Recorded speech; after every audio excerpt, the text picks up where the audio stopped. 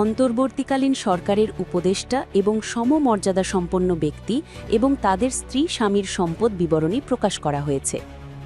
10 ফেব্রুয়ারি মঙ্গলবার মন্ত্রিপরিষদ বিভাগ থেকে এক প্রজ্ঞাপনের মাধ্যমে এ বিবরণী প্রকাশ করা হয়েছে। প্রজ্ঞাপনে বলা হয়েছে, মন্ত্রিপরিষদ বিভাগ থেকে 2024 সালের 1 অক্টোবর জারি করা প্রজ্ঞাপন অনুযায়ী অন্তর্বর্তীকালীন সরকারের উপদেষ্টা এবং সমমর্যাদাসম্পন্ন ব্যক্তিবর্গ এবং তাদের স্ত্রী স্বামীর 30 জুন 2024 ও 30 জুন 2025 তারিখের সম্পদ বিবরণী প্রকাশ করা হলো। 2024 সালের অগস্টে দায়িত্ব গ্রহণের 2 সপ্তাহের মাথায় জাতির উদ্দেশ্যে দেওয়া ভাষণে প্রধান উপদেষ্টা অধ্যাপক মোহাম্মদ ইউনুস প্রতিশ্রুতি দিয়েছিলেন, দ্রুততম সময়ের মধ্যে তার সরকারের সব উপদেষ্টার সম্পদের বিবরণ প্রকাশ করা হবে।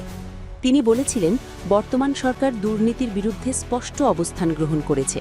আমাদের সব উপদেষ্টা দ্রুততম সময়ের মধ্যে তাদের সম্পদের বিবরণ প্রকাশ করবেন। পর্যায়ক্রমে এটি সব সরকারি কর্মকর্তাদের ক্ষেত্রেও নিয়মিত ও বাধ্যতামূলক করা হবে।